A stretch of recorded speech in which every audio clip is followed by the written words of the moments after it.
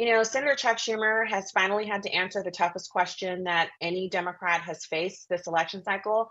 And while I prefer the toughest question to be about immigration and the deaths Americans have experienced under the hands of illegal migrants, the toughest question is actually surrounding how their party managed to put a man up who was filled with cognitive decline from day one of his actual announcement that he would be running, and to keep that man in office and hide the fact of his cognitive decline from the American people. So it's Kristen Welker of NBC, Kristen Welker, who finally has asked this question. And I think we've all been waiting for it for so long. It's almost a non event at this point, but it is a continuation and the evolution of the Democrats from where they are now into a party that's held accountable for their actions. So watch here. It's Senator Chuck Schumer. Kristen Welker's asking him about President Biden. Obviously, there has been a lot of focus on President Biden's role in this. You were obviously in close contact with President Biden well before the public tuned into that debate that ultimately led to him stepping down. I want to play you a little bit of something you said last year. Take a look.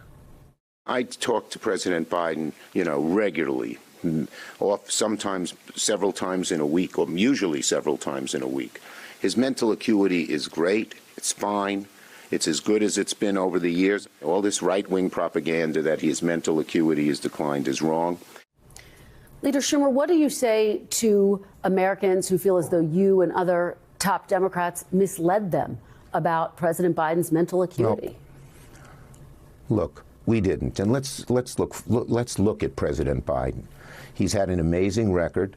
The legislation we passed, one of the most significant groups of legislation since Lyndon Johnson's Great Society, putting in 235 judges, a record, and he's a patriot. He's a great guy.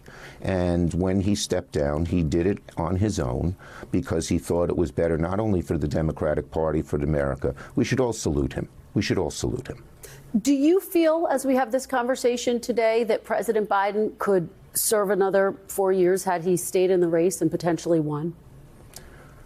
Well, I'm not going to speculate. As I said, I think his record is a stellar one, and he'll go down in history as a really outstanding president.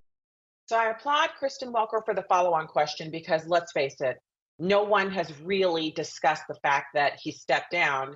He was forced to, but that he couldn't possibly have served another 4 years. He's not even able to make it through events that are just a short 20 minutes long to remember the names of the people he's speaking with.